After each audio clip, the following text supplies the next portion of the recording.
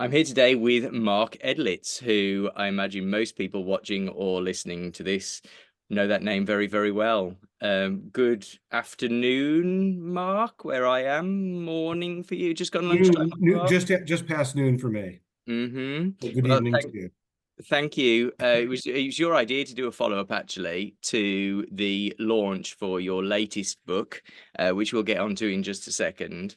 And we were kind of throwing some ideas around, and this is what we came up with.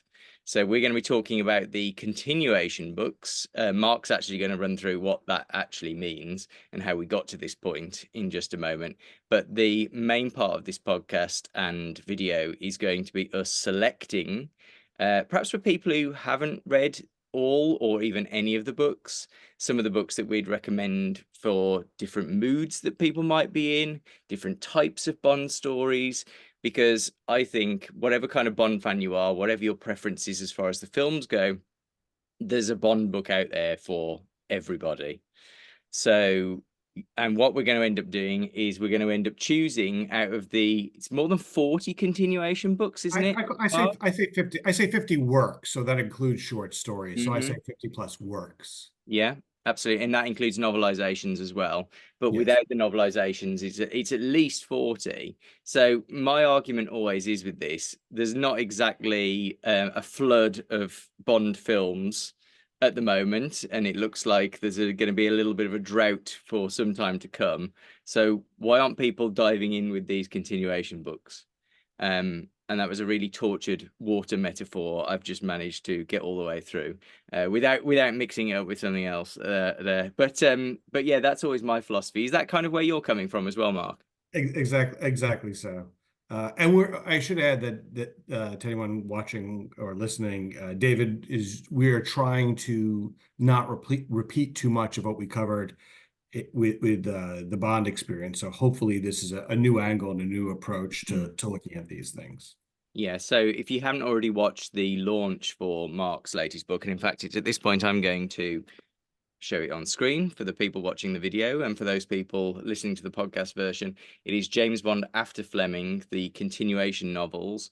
If you don't, I'm sure you won't mind sharing this. You were actually kind of bouncing title ideas around with me before publication, and we Yeah, came up with you absolutely had some fun ones. It's so coming up with a title for a book Mhm. is such a hard task. Uh, so I was grateful to play the game of what might we call this thing? Some of them were a bit more R-rated than PG-13. So I think you went with the safe one, I think. So we'll just Yeah. keep the R-rated ones to ourselves, Mark. Yeah. At least for now. So if you haven't read Mark's book, if you haven't watched the launch on David Suritsky's YouTube channel, where we launched live with Calvin Dyson as well, it's something of a tome. Mark has managed to cover every single continuation piece of fiction following Fleming's death. And it is a heroic undertaking, I'll be honest. And in preparation for this podcast, you'll see mine's getting quite well thumbed now. In preparation for this podcast, I did have to refresh my knowledge of a few of the stories just to make sure that I'd chosen the right ones. So it's a book I recommend to everyone, whether you've read all of them, like I have, or if you've not picked up a Bond continuation book before. And I'll be honest, sometimes I imagine when I have this conversation with a lot of people. I was having a conversation with some lovely people about this last night, actually, over dinner. And it can be quite difficult to know where to start with the continuation books because there are so many. And that's where the idea for this episode came from. So, what Mark and I are going to do eventually is we're going to pick 7 books each. And we haven't shared these with each other in advance. So, we might have chosen some of the same books, or we might not. We might have 14 recommendations by the end of this podcast, or we might just have 7 if we're on exactly the same page with everything, which is very, very unlikely. So the categories we're going for are not in terms of quality, and I think one of the things I love about your bookmark is that you don't rate the books. So, and I think you're like me, you're very conscious that different people will enjoy different things, so you don't want to shut down people's enjoyment. Is that right? Yeah, absolutely. The book, as you mentioned, it's over 500 pages long, and it's broken up into summaries of each story. It's broken up into observations and commentary on what each author, I think, is trying to do. Mm. And the third section of each chapter is what each book tells us about Bond in terms of his personal history, his missions, his past loves, his personal life, his attitudes, his mission protocols. And each book and each work comes at it from a different angle. And the point is not that there is an ideal way to tell one Bond Hmm. story, that there's different ways to access Bond. Just like some of us love Moonraker and some prefer For Your Eyes Only in terms of the movie Bond. Yeah. Those are two very disparate ways to tell a Bond movie. So, which many of the fans accept, not all, but many fans accept. So why can't we apply that to these books? And maybe is the theory, maybe there's not just one way to tell a Bond book, Hmm. and the pleasures in watching how these different authors tell it their way while having to be true to their interpretation of what Fleming is. And to that end, the seven categories that we've got really kind of play on that. That there are these are the books I've purposely chosen as different as possible. My seven titles. So the categories we're going to get onto in a minute are the one to read in one sitting. If you want to read a Bond book and you want to do it in one go, these are the ones to go for. The one to read when you're in the mood to squirm in your seat, so not sitting comfortably. The one to read when you want something fantastical. The one to read on the beach. I've realised this list has a sort of rhyming thing going on. Seat, beach. There you go. Stick with it, folks. Stick with it. The one to read when you want something psychological.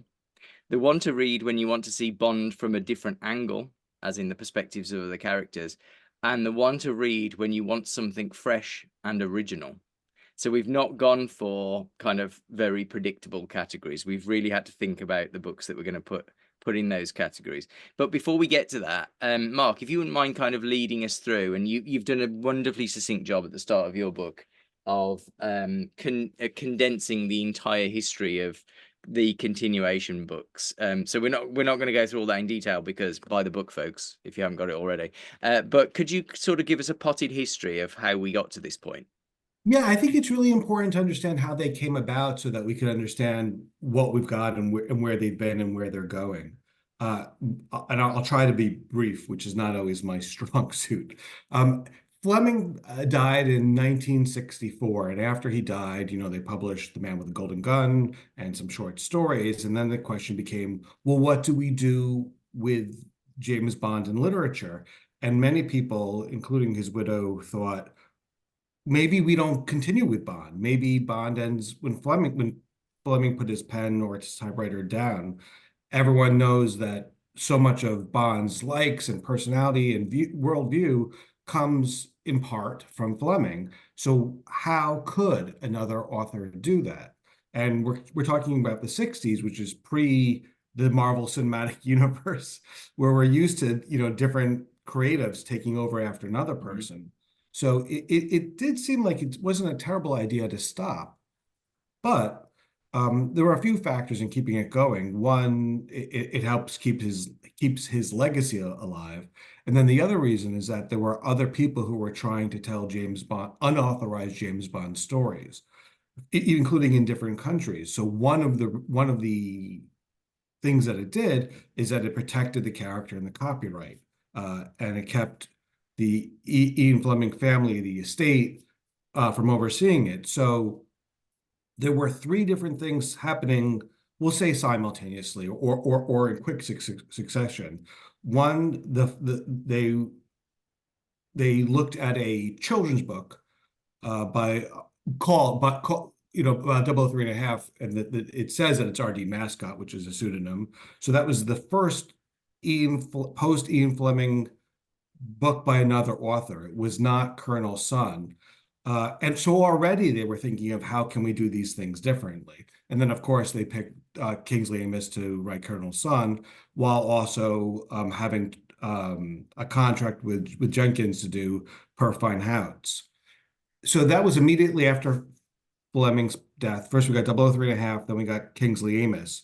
And then there was a little period where there wasn't much going on, where we had two novelizations in the 70s and then the biography. And it wasn't until Gardner picked up and then Benson after him that we got books more or less on a yearly basis. Mm. Not completely true. There's a break here and there, but a Bond book a year, as opposed to whatever period we're doing this, where they're spread apart and they're not one author taking over. And so they did that for a while with Benson and Gardner, and then they took a pause in that approach and said, we're going to do things differently. Uh, and during that pause in the approach, then they started to do, the young Bond by Higson, and then the Moneypenny Diaries. And then when they came back, they said, we're going to try a new approach. We're going to pick one noted literary author, have them do their version of Bond, and let's see what we came up with. And so we get one that's a period Bond and one that's contemporary, and then we go back to period. And it looked like we were going to continue that. Anthony Horowitz was intended originally just to be one off, but through a lot of circumstances, he wrote three. And now we're in a period where we're going to continually get a noted author writing a Bond novel, but we're also going to expand the lens. And I have a gut feeling we'll talk about this further, and talk and look at Bond and the 00 division through other perspectives. Yeah. Wow. That was admirably concise, Mark. Really impressive. So let's get stuck into our categories, and we'll kind of delve into the history side of things as we go through, I think, because all of my selections, they range over about a 50 or 60 year publication period. So, and I've not doubled up. I've gotten no author has got more than one book. So I've set myself those rules. Did you set yourself any rules? No, I didn't. That's It's like absolutely another minute to review my list now. no, not at all, not at all. Let's go through it. So the one to read in one sitting. Now, there is an obvious candidate for this one because the shortest Bond novel, and some people argue a novella, is on His Majesty's Secret Service. Is that what you went for? So yeah, there's a couple of different ways to look at it. Do you do the shortest where you could sustain it in one sitting, or do you try to look at it through a different way, which is what could be suspenseful and will carry you through? And so so my Tushy test answer is on His Majesty's Secret Service, but I think I'll go with High Time to Kill as my suspense. What have you got? Yeah, I went through a very similar thought process. I love this. We're both being as awkward as possible, and setting ourselves all these crazy rules, even though we don't need to. Yeah, I almost went with On His Majesty's Secret Service because I think most people would be able to read that, regardless of kind of reading speed. How some people like to read more slowly than others. I think you can comfortably read that book in 4 or 5 hours if you just want to. I like what you just said, a tushy test. So it's like, I presume that's how long you can actually sit, literally sit for that duration of time. I've gone with, I didn't go for that one. It's interesting you went with High Time to Kill because I thought about that one as well because it's such a brilliant work of suspense. I went with the first of the Anthony Horowitz books. Yeah. See, I think all of the Anthony Horowitz books lend themselves, if you've got the time, to reading in, say, a 7 or 8 hour block. I think you can do that, and I've tried to do that with each of them. But I definitely remember doing it with Trigger Morty, so I went all the way through from cover to cover, because I had the day off work, and it was just I started in the morning and then finished sometime in the afternoon. And for the reasons you've said, basically, it's a really suspenseful book, just like High Time to Kill. Yeah, I have With a Mind to Kill as third on the list for Okay. for that reason. And because it is so suspenseful and there it feels like the book has a ticking clock in terms of the suspense dragging you through. On His Majesty's Secret Service literally does have that ticking clock. Yeah. And each chapter has a version of when the event is going to happen. May 4th, maybe. Mm. And so you see the months and the weeks getting closer and closer. One of the reasons I picked High Time to Kill is because of the whole thing about not these novels need suspense and they need a ticking clock. But what's so fun about High Time to Kill is that it's you can't climb a mountain too fast. Mm. Otherwise your body would react negatively Mm. and you get all these Mm. sicknesses, and you would die. So he's got a ticking clock. At the same time, they have to stay at these different levels as they go up the mountain for like, days or weeks. And so you've got this ticking clock adventure where there's a race to the top of the Mm. mountain, but they're also dealing with, altitude sicknesses or whatever you call those diseases or sicknesses. So I thought it was a fun problem for Benson to solve. How do we amp up the pressure while being true to the dangers of mountain climbing in I the snow? think I think it might be appropriate now. I was going to bring it up in a couple of books' time about suspense because one of I'm not going to give away which one it is, but in one of the entries in your book, you do a really nice summary of what Hitchcock said about suspense, and that you give the audience just enough information as you go through. Do you just want to allow, because I think both of us have Yeah, chosen very suspenseful Bond novels, which not yeah, all, some Bond novels are more suspense oriented than others. But yeah, do you just want to kind of yeah. explain? You've said What ticking clock, and I've immediately got that scene from Hitchcock with the bomb on the bus. Exactly Yeah. so. This is my favorite. I've written a few interview books, and it's my favorite interview book of all time. It's Hitchcock Truffaut, and in it, as Mm. many people probably know, Mm. it's Truffaut talking to Hitchcock about every single one of his films, and not so much necessarily the meaning, but the mechanics of it. And in Yeah. this interview, Hitchcock talks about the difference between suspense and surprise. Surprise is you and I are having a conversation and a bomb blows up and the audience doesn't know about it and they go, "Oh my gosh, I didn't see that coming." Mm-hmm. Suspense is you and I talking, but the audience knowing that there's a bomb in the book and Yeah. the book will go off in 3 minutes. So as we talk, the audience is experiencing something that we are not, and the suspense is ratcheting up. Mhm. Yeah, I totally agree. And one of the books at least one of the books that I'm going to that I've chosen is very, very suspense oriented. I think for me, for the reason I went for Trigger Mortis, um, and it's interesting, you kind of alluded to High Time to Kill. There are parts of that which would be quite difficult to film, I think, because you do have that, Bond has to take breathers, quite literally, as he's going up that mountain. And a couple of the other books that I've selected, and you note this in your book a few times as well, are probably not very filmable. And I think High Time to Kill is one of those. I don't know to what extent Trigger Mortis is filmable, if there was ever a period setting. I mean, it is if people don't know, and it's important to say at this point, I'm not going to give away any major spoilers. I haven't checked with Mark in advance whether he's planning to give any. No, we're not. Neither of us are going to give away major spoilers plot wise. But Trigger Mortis set actually after Goldfinger, so it's like an interquel. I think that's probably the technical term. So it slots into the Fleming timeline, and it does have an unused Fleming screen treatment as part of the plot of Bond having to protect a race car driver from a Russian driver. And then the that's kind of relatively small story expands into something absolutely massive involving New York City. And I'm not going to say anything more about that.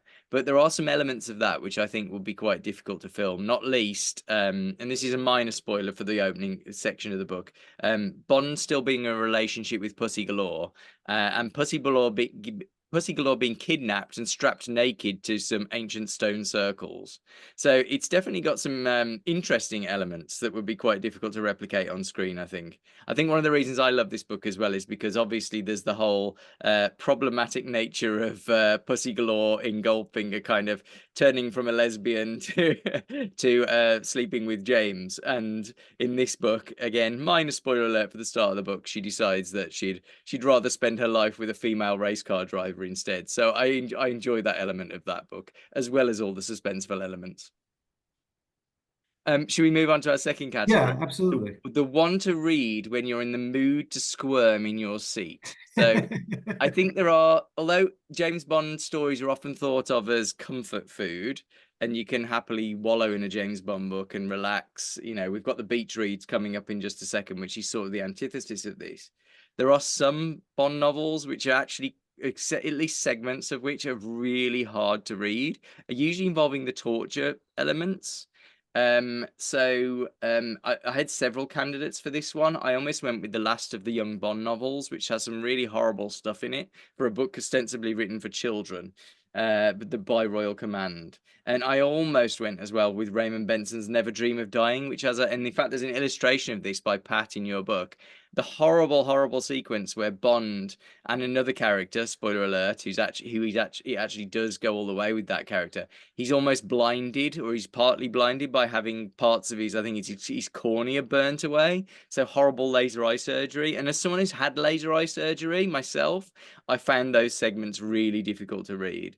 But in the end, well, I'll reveal what I went for. What was your thought process on My, this my, one? my thought process was similar to yours. Yeah. I first thought about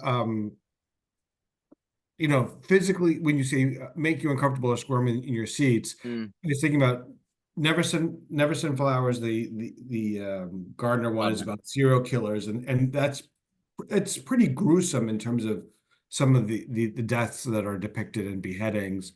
I also thought about make for when it was squirm in your seat or make you uncomfortable. I also thought Deaver, because it's a modern relaunch of Bond Mm. where it doesn't rely on anything else that you know Mhm. about Bond. So I thought that would make the a Yeah. Fleming-esque fan uncomfortable. And then I think I settled on just good old fashioned torture and Colonel's son for that torture Oh, you sequence. know what, Mark? There we go. Ah, I've got so many editions of Colonel Sun, but I I've say it's a nice purposely one. gone. This is the book club. The lighting's not brilliant here, but this is the book club edition. And it does actually have Bond's hand tied, strapped down there, and it Oh, look actually at has that. the torture sequence. So that's actually depicted on the cover. Yeah. So do you want to just elaborate on the torture? Yeah, there's also a sexual element on that Yeah. where there is a woman who is sexually humiliating Bond. But what's happening is that Bond is Colonel Sun wants to torture Bond just for the sheer enjoyment of it, for his Yeah. sadistic pleasure. Usually with a torture sequence, you're trying to get information out of Yeah. Bond. Tell me where this is, what do you know, that type of thing. There, and theoretically, if you provide that information, they'll either let you go or kill you. Colonel Sun wants to do neither. He just wants to make Bond feel pain, and he gets a kick out of it. And Yeah. so he takes I've never really been able find the right word for it, but like a skewer. And he also puts it up his nose and then in Yeah. his ear. And this is, of course, quoted in Spectre, Mm. the Daniel Craig film. Yeah, in fact, some of the dialogue from Blofeld and Colonel Sun are very, very similar, aren't they? So if you've not read Colonel Sun but you've seen Spectre, the torture sequence in Spectre is very close to this, and that's actually been acknowledged by the screenwriters, hasn't it, as their inspiration? Yeah, like you, I find it really creepy because it is sadistic, and at the end, he Sun does try to. You're right. There is a sexual element. Colonel Sun says there's nothing sexual about this, and then obviously Kingsley Amis, who wrote Colonel Sun, although Robert Markham on my edition, yeah, an early one. He was very conscious of Casino Royale, I think, because he even references testicular torture, and the obvious thing would be to go for the genitals. However, that wouldn't get into who the essence of a person really is. So I'm not going to spoil how Bond escapes from this absolutely excruciating pain, and it is excruciating reading it, isn't it? Yeah, as we're talking about all this torture, I'm thinking of Benson's the scene where you're talking about where Bond has to bite like a rat to take so that he could kill it, take its skeleton and fashion that rat skeleton into a makeshift knight. knife. And so that's pretty, I mean, that's just gruesome, uncomfortable material. Yeah, that's actually very quite a bit similar to the By Royal Command thing as well, with Bond having to actually use a human body and dig into that, and it's while it's putrescence and whatever. If you, I'm sure you remember the scene I mean, but I'm not going to spoil anything. It's similarly disgusting. There are quite a lot of horror elements in some of the continuation books, and I think probably the closest Fleming ever got to that. You might have another one in mind, but is You Only Live Twice, because you've obviously got the kind of gothic nature of the castle and all that side of things, and there are some pretty horrifying things You Only Live Twice, like throwing people into acid baths and all that sort of stuff. So I think horror has always been a streak through Bond, and so it's nice to see some of the continuation authors going down that route. Although it's not my kind of preferred thing, but sometimes if you're in the mood for it, it's there in some of these books. Well, you know, it's funny. I mean, let's move on. But it's funny as we're talking. I'm thinking about how Fleming. We have to process these new books through Fleming. So when we think of torture, we always look at, what are the new authors doing? But we also look at how did Fleming start this? And so everybody's riffing on that carpet beater Yeah, torture. I'm sorry. yeah, Let's go on. Yeah. yeah. No, so the third category we're going to go for is the one a bit lighter, this one, I think. Although we'll see what you've chosen. The one to read when you want something fantastical. I went through so many different possibilities with this one because there are fantastical elements in Fleming that get extent, like I think probably the example that always springs to mind for me is the giant squid battle in Doctor No. It's like surreal. We've kind of crossed that line into, oh my God. So I went with for this one, the John Gardner pick for me is because I've limited myself to just one book per author. I went for Special Services. So, what do you remember as being, without spoilers, Mark? Do you think there's a particularly weird element, fantastical element for Special Services? Which one do you think I'm going to hone in on most? Either a death or a relationship between a character is Yeah, pretty I'm I'm fantastical. I'm I'm gonna not go to the relationship or the death actually. If I'm thinking about because right, that spoils the whole book. What I do think you if got? I'm thinking along the same lines as you. So yeah, there is a well. Let's just put it this way: Blofeld is back Yes. somehow. Yeah. Oh, okay. Yeah. Yeah. Yeah. Yeah. Yeah, I feel a bit like the opening of Rise of Skywalker, where it's like Palpatine lives or whatever it is. I'm just like, Yeah. how? Fortunately, this is resolved far more satisfactorily to my mind than that particular resurgence. And again, I don't want to spoil anything, but and you highlight this in your commentary in your book. There's a kind of grammatical sleight of hand in this book that allowed that to Yeah. happen, which Yeah. again I think would be impossible to film, but is really, really satisfying. The elements that I thought were just really fantastical. You've got to go with the mind control ice cream. Oh, I should have picked that. I should have picked that. I So don't know what. controlling people by drugging ice cream, and Bond ends up being controlled. Or yeah, I'm not going to say anymore because it'll spoil the story. I know what you mean about the relationship, which because it's on my list as well, and I'm not going to spoil that either because it is a bit kind of ooh, ooh. And a villain with translucent skin, so you can see their bones. Yeah. Yeah. So that book has some I really enjoy that book because it just keeps piling on the strangeness as it goes through. It's like I Yeah. think John Gardner's first book, License Renewed, was kind of quite down to earth, to be perfectly honest. And then I think he just decided to put as much weirdness as possible into his second one. No, oh, that's a good pick for the reasons you said. Yeah, especially the mind control ice cream.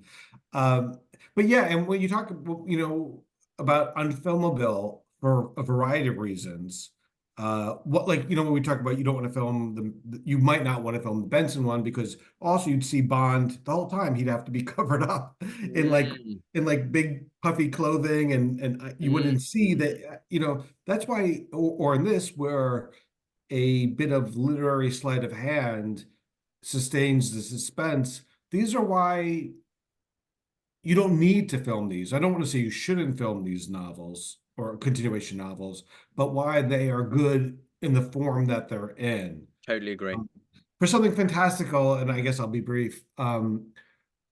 I was toying with Strike Lightning because Mm, Bond is wearing he's got the steampunk. It's James Bond steampunk yeah. what was Cole's creative spark, and so they're fighting in these robot high-tech weapons. Yeah. I went with Hurricane Gold Mm, um, by Higson just because I think the island of criminals is fantastical, and an island of criminals where there's a maze that you have to run through to survive to get out that's populated by creatures is also fantastical. Um, but I also has its roots in Fleming. I'm sorry, what you about to say? I actually think the Higson Young Bond books are some of the most sadistic of all the continuation books.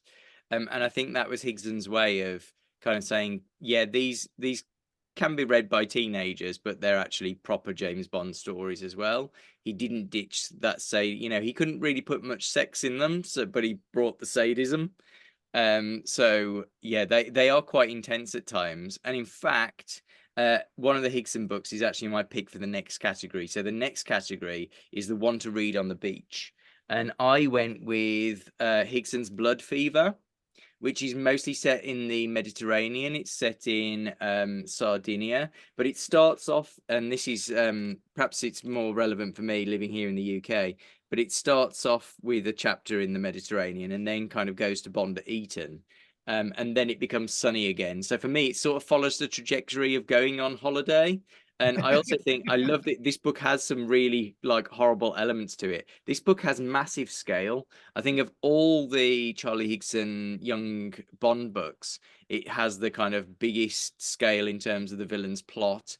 The ending is just, again, probably unfilmable just because it's so massive, but it starts off quite small. So it is a great kind of escapist journey for me. So for me, that would be my top pick if I was recommending a Bond book for the beach. How about you?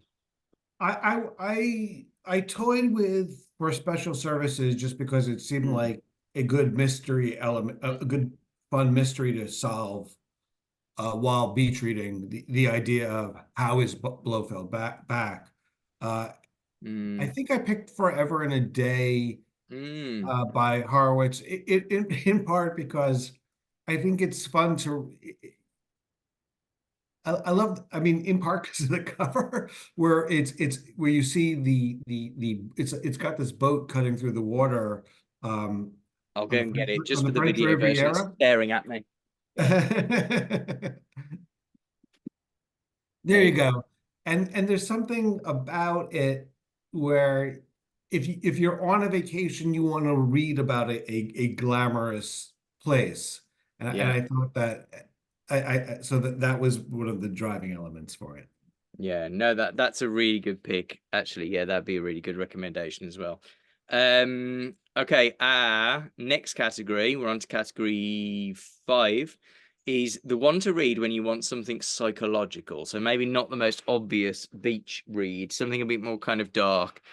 I went with, and going back to what we were talking about suspense earlier, this is, I think, in your book where you write about suspense and the Hitchcock theory about it. I went with Oh yeah. Benson's Double. So this is my Benson pick. I went with Benson's Double Shot, which I only reread about a year or so ago, and I've forgotten just how good it was. It's it's so psychological for those of us who really like and I'll be honest, I'm drawn more towards the psychological Bond stories. We said everyone's got their kind of preferences, and I love these sorts of things. The fact that without spoiling much, but he has an injury on the previous mission, High Time to Kill, head injury, and as well as there being some obvious physical trauma, he's got depression and anxiety. And actually, the descriptions of depression and anxiety are so kind of are so accurate. And the fact that he starts seeing, this is only in the first couple of chapters, so it's not a spoiler, but he starts seeing visions of Tracy and things from his past. So it almost kind of prefigures. I know Tracy's not there in the Daniel Craig films, but those films are constantly obsessed with kind of Bond and his haunted past. But this was doing it back in the early 2000s. What did you go for in terms of Yeah, no, psychology? I might have gone for double shot, but for the sake of we're having a chat, because I think that's spot on. I think Boyd's solo could also work Mm, because you get into, I think the first line is the equivalent of James Bond was dreaming. Um, and so Boyd uses um, the Bond's dream, James Bond was dreaming.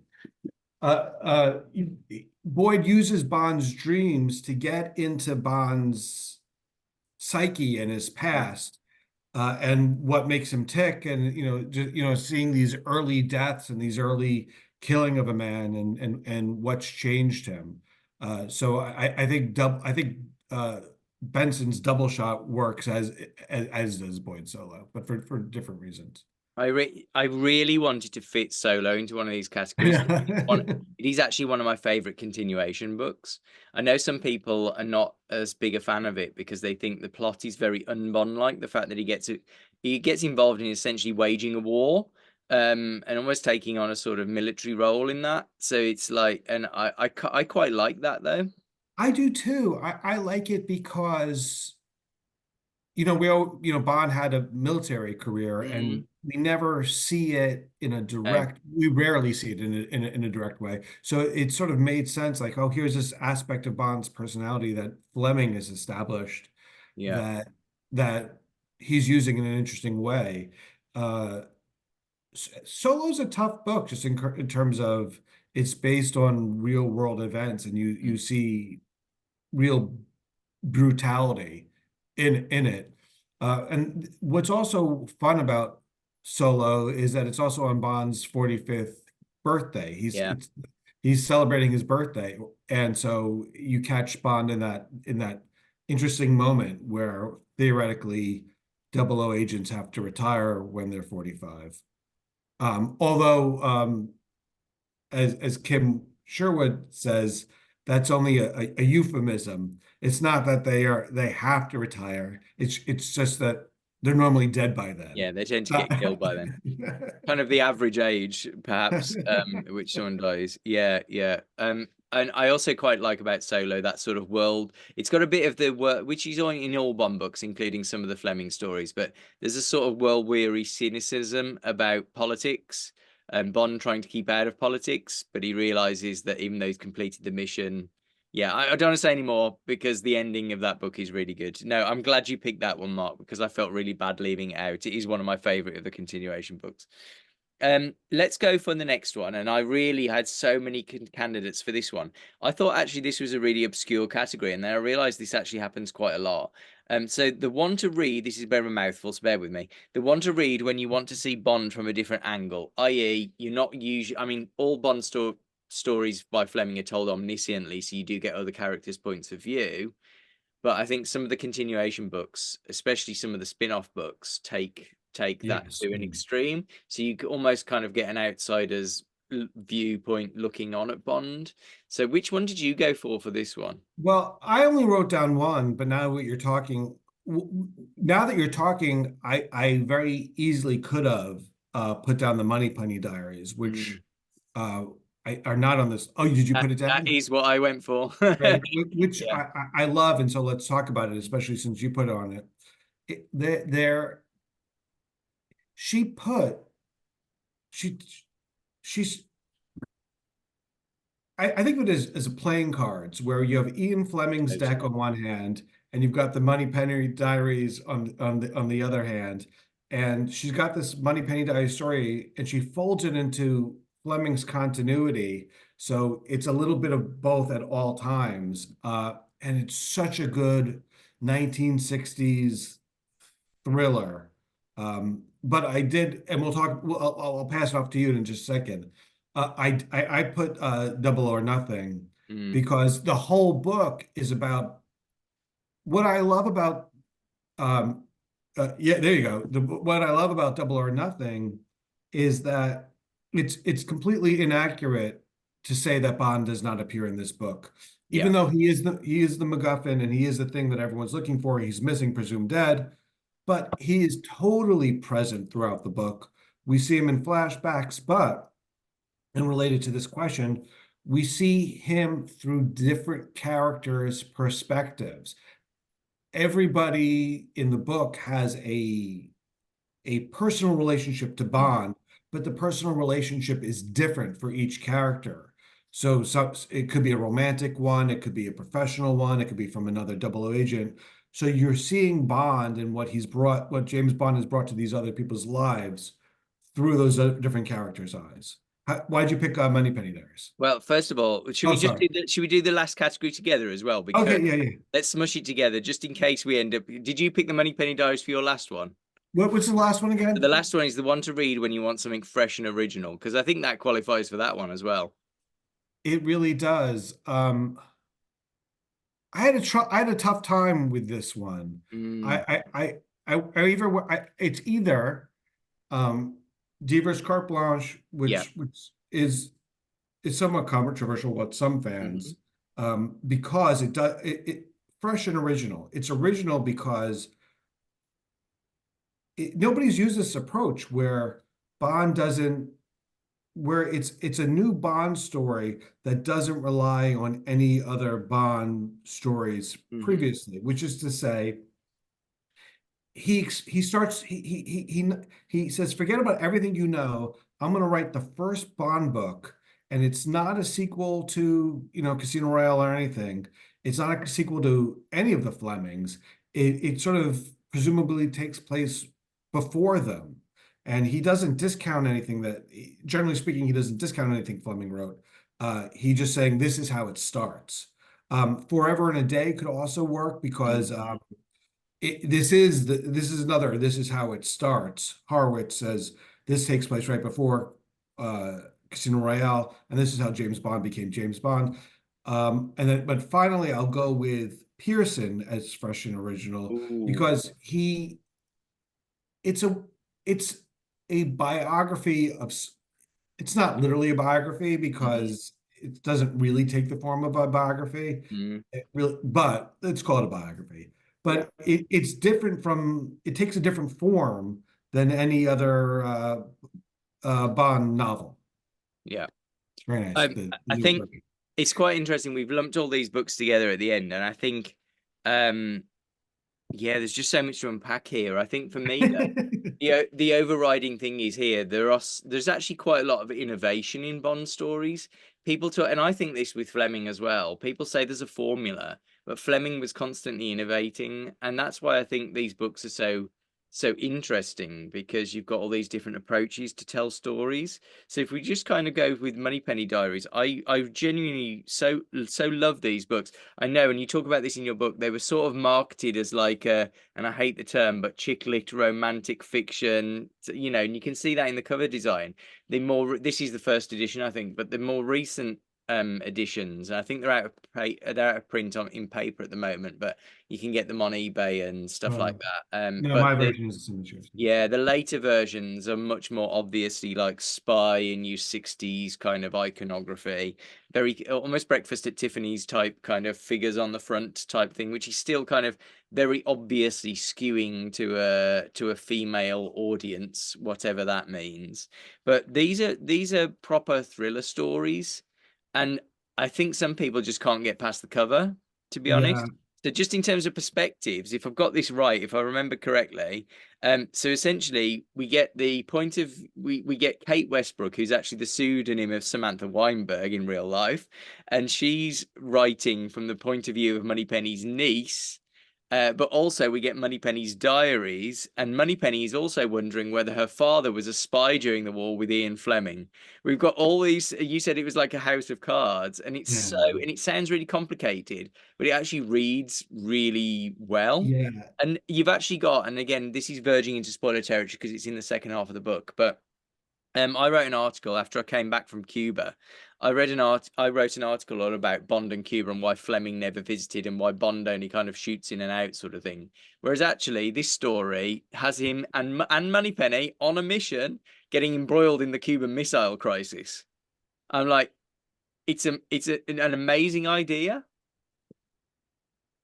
Yeah, these are proper, as you said, these are proper spy novels. This is not skewing to anything. No? If you're a Fleming purist, uh, these are for you. Yeah, Full absolutely. stop. And then you mentioned the authorized biography, which again was almost one of my picks. My husband Anthony loves this book. He hadn't read it until recently in the new edition here, but he was saying, "Why have you not included that one in the categories?" So it's and again, a lot of people, because it was out of print for quite some time, a lot of people just haven't read this. So I'm really happy that that one's back in print. Why do you like this one in particular, Mark? Well, but I have such a different. This is the one I got in Grand Oh yeah, Central yeah. Station. It's just I've like got a really it's so old version strange. somewhere. Yeah. Um, I like it because it's breaking the form. I like that there's enough leeway where we're not just getting we all presumably want, get make a traditional Bond novel, put Mm, it somewhere on the Fleming timeline.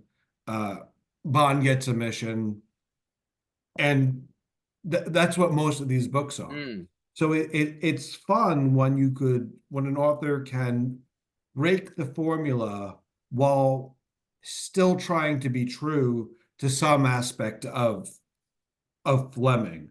And so this is not a continuation novel in the truest sense of the word, but it is written with love and affection for mm, Fleming and his writing. yeah. Uh, and if you do this one more degree to the left, it becomes parody. Mm, But mm, it somehow stays on the good side of good taste, and meaning, good choices. yeah, absolutely. And what you were saying about carte blanche, I know it is quite divisive, that book, because it Yeah. does essentially press the reset switch.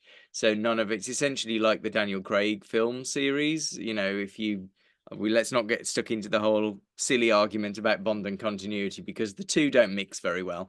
But it's that kind of idea, isn't it? They press the reset switch. He's got a new background, Yeah. and everything like that. But I remember really really enjoying that when I read it for the first time. I need to revisit that one actually.